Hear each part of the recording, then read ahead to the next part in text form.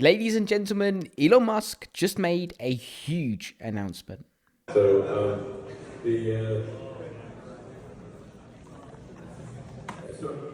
unsupervised is pretty much solved at this point.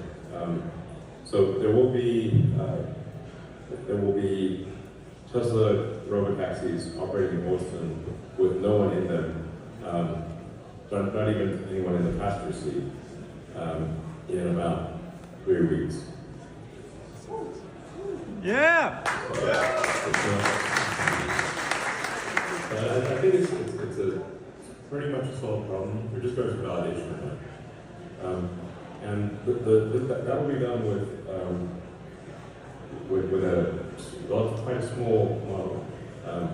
There's a model that's the order of magnitude larger that will probably be deployed in late January or February, and that so we'll achieve a safety level sufficient that there's no one in the car that can just drive around with the current model size, and then the order of magnitude greater model size that goes out in January or Feb. So it's just going to get even better, and then we're going to add reasoning, changeable reasoning, and a lot of RL. So the car's going to get several times better than a human at driving. It might get to 10x, but even with the AI4 hardware car. And we're close to completing the design of AI5, which will be, by some metrics, about 40 times better than AI4. But all things considered, probably at least 10 or 11 times better. And that's probably one production of 27. And then AI6 will follow that very quickly. And then I think to get to serious scale, Tesla will probably need to build a gigantic chip fab, like Tesla Terafab.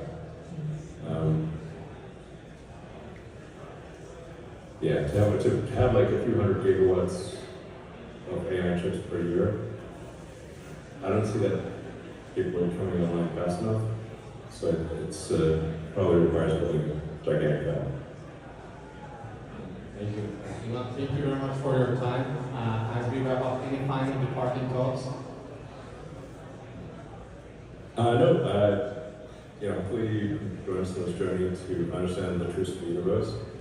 And that's really what we're trying to do, is understand the meaning of life and what things going on, and ensure the long-term survival of consciousness, and propagate consciousness out to the stars. That's our goal. Thank you. So to quote the man himself, Elon Musk is saying that unsupervised full self-driving is basically a solved problem. This is absolutely gigantic for Tesla because they are likely going to be the first ones to reach unsupervised or full self-driving technologies in cars at scale. Now, this basically reinforces Tesla's entire approach. It's been a decade-long approach where they've been going full send on vision and data. One key lesson here and one key takeaway from the world of AI is something called the bitter lesson. Now, the bitter lesson is basically a concept in AI which says, hey, look, you can come up with all these like human ideas of trying to solve something, and you can manipulate models with a human touch, and you can tweak it in this way and that way, or you can just get the most amount of compute and the most amount of data, ram it through data centers with as much velocity as you can by adding more compute and adding more data, and they find that is a way better way and method of solving AI problems than to have humans in the mix tweaking away. That's called the bitter lesson. It's bitter because it basically says that humans' input isn't actually going to be required to solve these hardest problems. And Tesla has proved that again. They have vision sensors called cameras on all of their cars, on millions of cars driving around, sucking up huge amounts of data, which is then rammed through Tesla's supercomputers. And they have now solved full self-driving by collecting data and manipulating it through their models in this way. But the really important thing here is that nobody else is able to scale on Tesla at the same level as what Tesla's going to be able to do, which is partly why this announcement is so huge from Elon Musk. Because if he's saying full self-driving is solved, that means Tesla now just needs to go through the scaling process. Now, it's going to be slow and steady. There is going to be nothing worse than a full self-driving unsupervised accident occurring, which then leads to someone being hospitalized or someone worse, even being killed. I mean, that might just set back Tesla. One of Tesla's biggest risks here is regulatory approval. Running in Texas and Austin is very advantageous because the regulators are very pro trying to help companies with solving full self-driving. But a bad accident or a chain of bad accidents is going to set Tesla back. There's no doubt about that. And it could stifle the whole industry, to be honest, if there was a flurry of huge issues. So Tesla needs to take it slow and steady.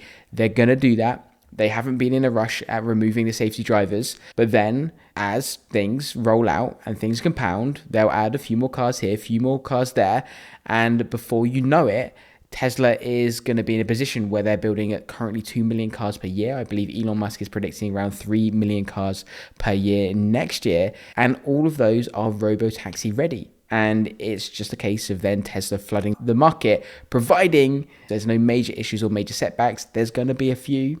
Sadly, that is to be expected, but eventually Elon's confident that Tesla full self-driving is pretty much a solved problem and it's going to be multiple times safer than humans moving forward. If they can bring that data to the regulators, then it's going to give Tesla a very strong case for being able to scale.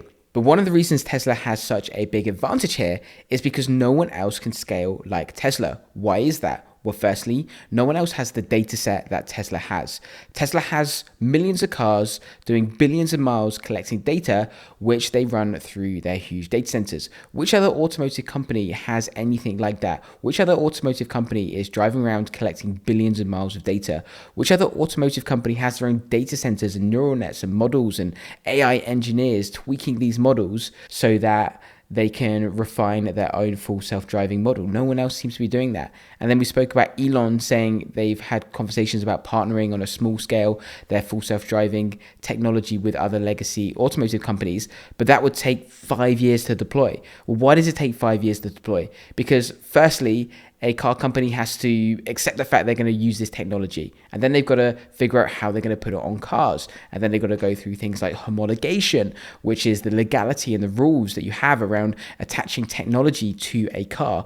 For example, in different countries, you're not allowed different pieces of glass. For example, the amount of homologation, the amount of complexity that goes into every single car is absolutely unreal. But then you get to a point in time where you've scaled the supply chain, you've got the design, you've homologated it, the parts, the hardware to go onto the car, and now the cars have been designed and are being produced, which is a years-long process. And then they've got to collect the data. And then they've got to figure out what to do with that data. And they've got to run the models and the data centers. And then it's like, oh, what chips are we going to use? Okay. Tesla's been designing their own chips for a decade. And Elon has been spending his Saturday afternoons, I believe, currently with the chip team, figuring out how to come up with the best design to most help their full self-driving models. So Tesla's in a position where they have solved, or they are very close to solving, unsupervised full self-driving. And now all they need to do is just turn on the tap and they can flood the market. Meanwhile, all their competition, for as far as I can see, is just nowhere near. Waymo, yeah, they have solved unsupervised driving, but they're only able to scale a few thousand units per year. Maybe that gets to 10,000 units per year over the next few years. Well, Tesla's literally making that in a day or a couple of days. I forget the numbers. So the scale advantage is out of this world. The cost advantage is out of this world. Tesla can make a car for 30K COGS. Waymo 4 or 5 times higher. It means that they're not going to be able to price as low as well. So Tesla is able to price lower and hit scale, assuming that Tesla has, as Elon Musk just said, solved unsupervised full self-driving. It's an exciting time.